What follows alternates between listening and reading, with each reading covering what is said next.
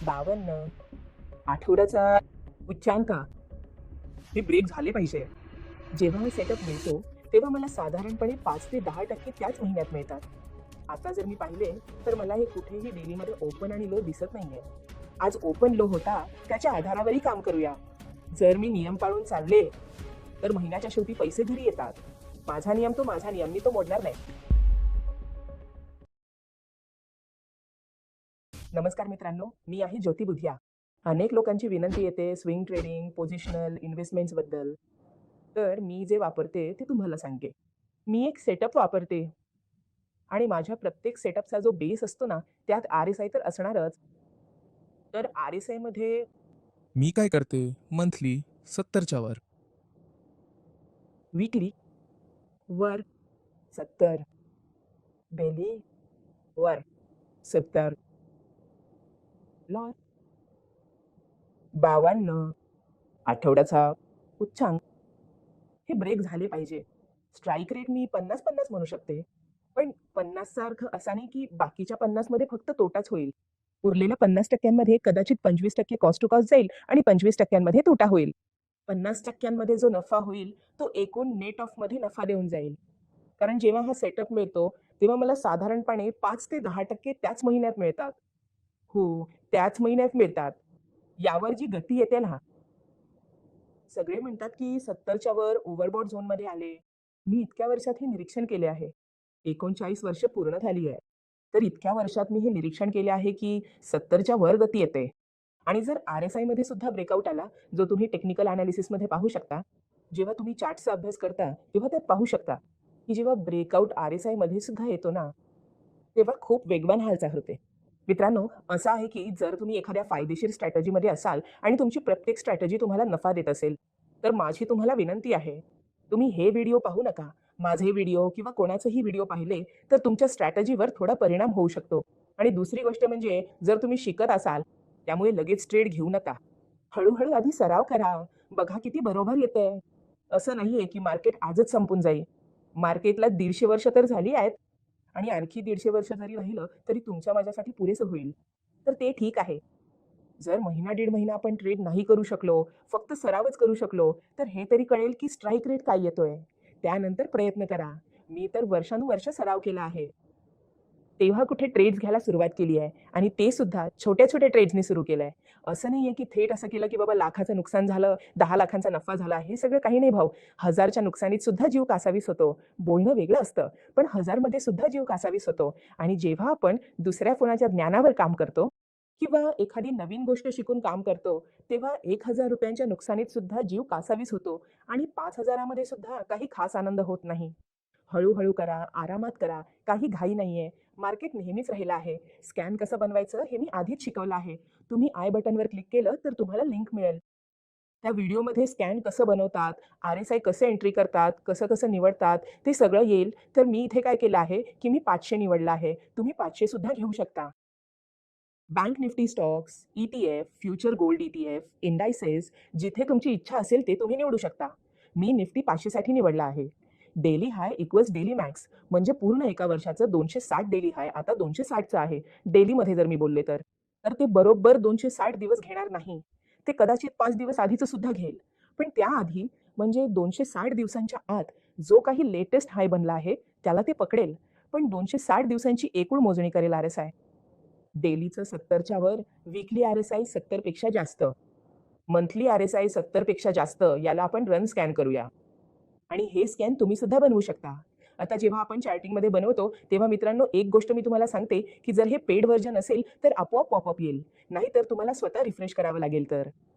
बघा, यामध्ये MMTC, ONGC, united spirits, SBI life, Suven India, Siemens हे सगळं आज जेव्हा मी रेकॉर्ड करत आहे, तेव्हा आलं आहे.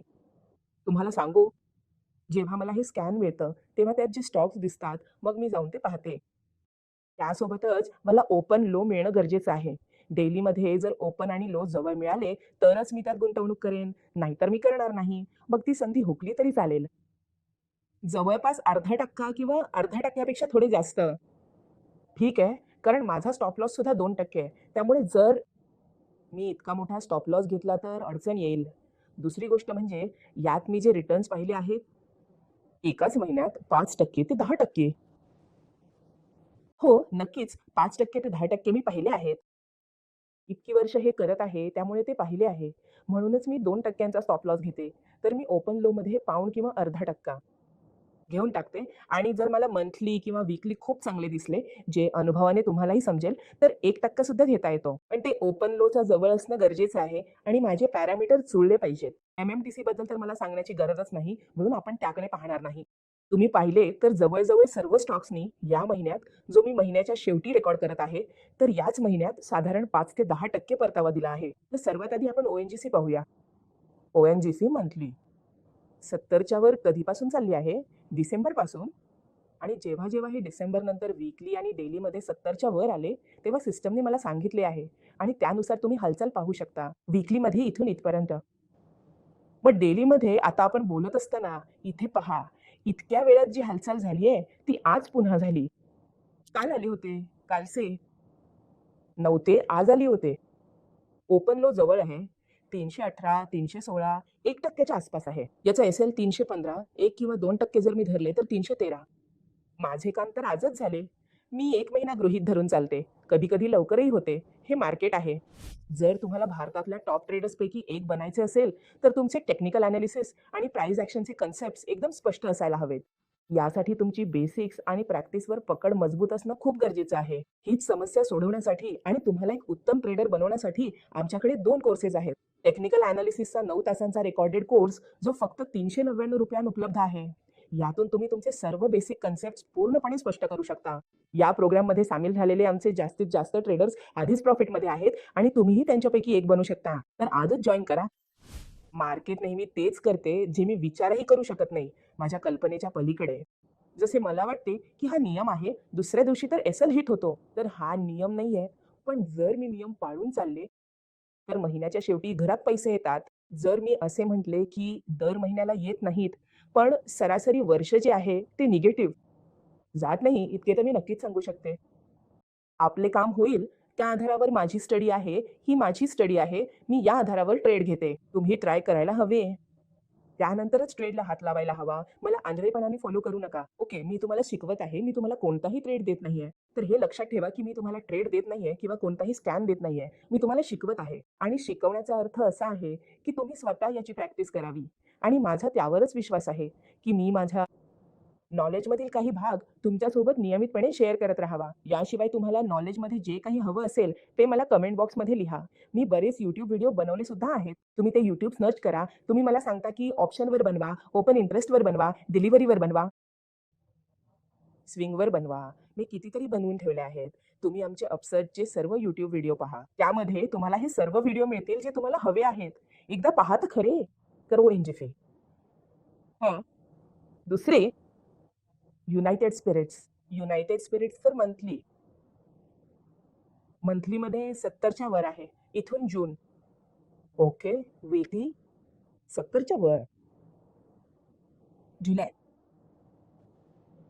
आज या आठवड्यात पकडले तर गेल्या आठवड्यापासून. आपण जिथे आज पाहत आहोत तिथेच पाहणार ना? हे इथे आता जर मी पाहिले, तर कुठेही मला हे ओपन अँड लोड डेलीमध्ये मिळत नाहीये. याचा अर्थ असा, की मी हा ट्रेड सोडून देईन, जरी मला यात 40% गमवावे लागले तरी. कारण नंतर काय होईल मला माहीत नाही, जेव्हा मी ट्रेड घेत आहे आणि मी समाधानी नाही. मला कोणताही ठाम विश्वास वाटत नाहीये. मग मी ट्रेड कसा घेऊ शकते? नंतर तर आपण विकल्यानंतर अनेक शेअर्स 100% किंवा 100 पट सुद्धा झाले आहेत. 10 पट झाले आहेत, 20 पट झाले आहेत, 50 पट झाले आहेत. किती काही झाले, पण हे कोणाला माहीत असते? नाही ना. तसेच ठाम विश्वास नाहीये, अभ्यासाशी जुळत नाहीये. जे पहा, ऑसिलेटर, इंडिकेटर हे सर्व आपल्याला ट्रेड शोधण्यात मदत करतात. शेवटी कामाला काय येते? तर प्राइस ॲक्शन. प्राइस ॲक्शन म्हणजे किमतीत दिसले पाहिजे ना, की खरेदीदार मार्केट आहे की नाही? तर खरेदीदार मार्केट मी त्यालाच मानते, जिथे ओपन आणि लो जवळ आहेत. तर माझा हा ट्रेड गेला. पुढचा एस-बी-आय लाईफ. चला, एस-बी-आय लाईफ पाहूया. मंथली. आजच 70च्या वर स्पर्श केलाय. तर डेली आणि वीकली. वीकली 70 आहे. आज ओपन आणि लो 1645, 1645. ओपन आणि लो अगदी सारखे आहेत. आजच याने स्पर्शही केला आहे. चांगली संधी मिळाली. चला समजा माझ्याकडून आज हा ट्रेड झाला नाही. हा माझ्याकडून सुटला. मी तुम्हाला अगदी प्रामाणिकपणे सांगतेय. Suven pharma, Suven pharma. आता यात मी मंथलीवर गेले तर 70च्या वर. वीकलीमध्ये गेले तर 70च्या वर. डेलीमध्ये गेले तर 70च्या वर. काय ओपन आणि लो जवळ आहेत. ओपन आणि लो जवळ आहेत. ओपन 872 वर आहे. लो 866 वर आहे साधारणपणे. 6 रुपयांचा फरक आहे. मंथली जर हा इंट्राडे ट्रेड असता तर कदाचित मी घेतला नसता, कारण फरक मोठा झाला असता. मंथली, वीकली, डेली आहे म्हणून 6 रुपये. मी म्हटलं ना 1% पर्यंत घेऊन घेते, कारण 2% स्टॉप लॉस असतो आणि सरासरी टार्गेट 5 ते 10% दरमहा असते. यातही जर समजा माझा 2% स्टॉप लॉस आहे, तर सर्वात पहिले काम काय असेल? जसे किमतीत मला 2% मिळतील ना, मी माझा 50% नफा बुक करून घेईन. ज्यामुळे काय होईल, की मी स्टॉप लॉसच्या ते क्षेत्रातून बाहेर पडेन. मी जास्तीत जास्त वेळा यातून वाचून बाहेर पडते स्टॉप लॉस पासून याचमुळे. म्हणूनच तर म्हटलं, की जर 50% स्ट्राईक रेट असला तरीही मला यात काळजी नाहीये. बाकीच्यांसाठी स्टॉप लॉस मला वाचवतो. म्हणजे पूर्ण 50% जे आहेत ना, त्यांचे एस-एल हिट होत नाहीत. जवळपास 20, 25, 30 त्याच्याही म्हणजे अर्धे 50% जे असतात ना, 50च्या 50 ते मला कॉस्ट टू कॉस्ट काढून देतात. 25 साठी एस-एल. तर बाकीचे जे 50 आहेत, त्यात कशात कमी, कशात जास्त निघून जातं. चला फेडरल बँक. फेडरल बँक मी केली होती आणि यावर माझं लक्षही होतं, म्हणून मी तुम्हाला दाखवते. मंथली 70च्या वर सुरुवातीपासूनच आहे, कारण हे जून महिन्यापासून आहे, म्हणजे जुलैच्या सुरुवातीपासून आहे.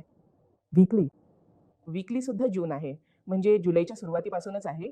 तर डेलीमध्ये जेव्हा मला हे 70च्या वर मिळालं, इथे 180.96 आणि 180 साधारणपणे 1 रुपयाचा फरक पकडून चला. माझ्यासाठी ओपन आणि लोच्या बरोबरीने आहे जवळ-जवळ. जुलै महिना आहे. काय हे 180 ते 200 5 ते 10% दरम्यान दिलाला. बस आम्ही यातच आनंदी असतो. पूर्ण महिन्यात जर मला 5 चांगले ट्रेड मिळाले, एकूण 10 मिळाले, त्यापैकी 5 चांगले मिळाले, तरी मी खूप आनंदी आहे ट्रेड. तरीही मर्यादेत असेल, स्टॉप लॉससह असेल. हे आहे पोझिशनल स्विंग आणि पैसेही त्याच पद्धतीने येतात सुद्धा. पण क्वांटिटी कंट्रोलमध्ये. स्टॉप लॉस आपल्या हिशोबाने काहीही असो, स्टॉप लॉस शिवाय मी ट्रेड घेत नाही. हे आज आलंय 70च्या वर, पण ओपन आणि लो काल हे 70च्या वर नव्हतं डेलीवाला. भलेही ओपन लो होतं, पण स्कॅनमध्येही आलं नाही. मंथली वीकली होतं, मंथली वीकली सगळं होतं, पण डेलीवाला आलं नव्हतं. माझा नियम, तो माझा नियम. मी तो मोडणार नाही. बोलणं खूप सोपं आहे. हे 5% दिलं आहे. बोलणं सोपं आहे, कारण आता दिसत आहे. कुठे? ग्लेनमार्क? बघा, डेलीचं कधीपासून चालले आहे ना, तर मंथली, वीकली. मंथली सुद्धा कधीपासून चाललंय, वीकली सुद्धा कधीपासून चाललंय. काय सांगण्याची गरज आहे, की 8 ते 10% मिळालं असेल किंवा 5 ते 10% याच महिन्यात झालं. 15% माझ्या हातात जर मी इथूनही पकडलं किंवा इथूनही पकडलं 1 जुलैपासून. 5% तर आलं ना, माझ्या मित्रांनो. ही घसरण येण्यापूर्वीच 5% तर किमान आलंच ना. तिथे असं करू शकतो, की जे आमचं टार्गेट आहे, त्यानंतर 5% नंतर आम्ही ट्रेलिंग स्टॉप लॉस लावून देऊ. 10% जवळ आलं, तर उरलेल्या 50% पैकी 25% बुक करून घेऊ. तर 25% आपली कॉस्टिंग बरीच खाली येते आणि आपण ते थोडा जास्त काळ होल्ड करू शकतो. कधीपर्यंत? जोपर्यंत आर-एस-आय वीकलीचा किंवा मंथलीचा, विशेषतः वीकली, डेली नाही. डेली तर खूप फ्लक्च्युएट होईल. जोपर्यंत वीकली 70च्या खाली येत नाही तोपर्यंत. ओके. हे मी निफ्टी 500 मधून काढलं, कॅशमधून काढलं तर अजूनही जास्त येऊ शकतात. बघा किती सारे आलेत. Kingfa, HB stock holding, Bhagiratha, Navpar, career point, Prudent, हॉपटाउन.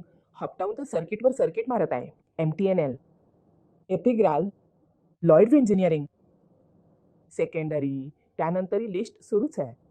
India cement, Anthony waste,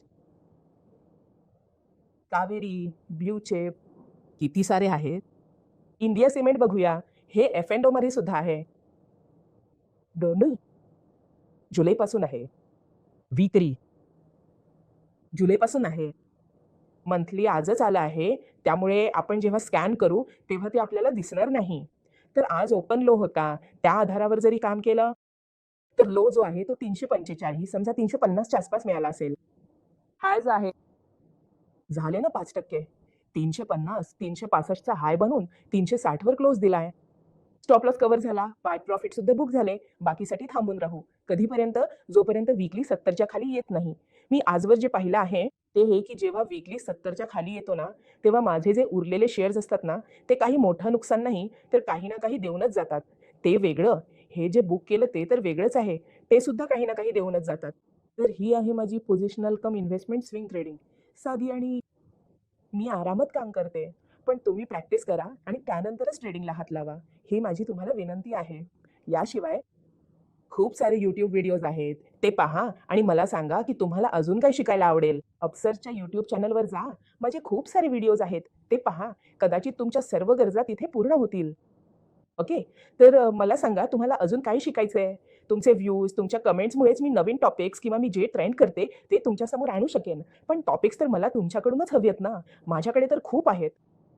या मार्केटमध्ये 30 आणि 40 वर्ष झाली आहेत. त्यामुळे विषयांची कमतरता तर नाहीये. पण तुम्हाला काय हवंय? त्यावरच तर मी बनवेन. Thank you.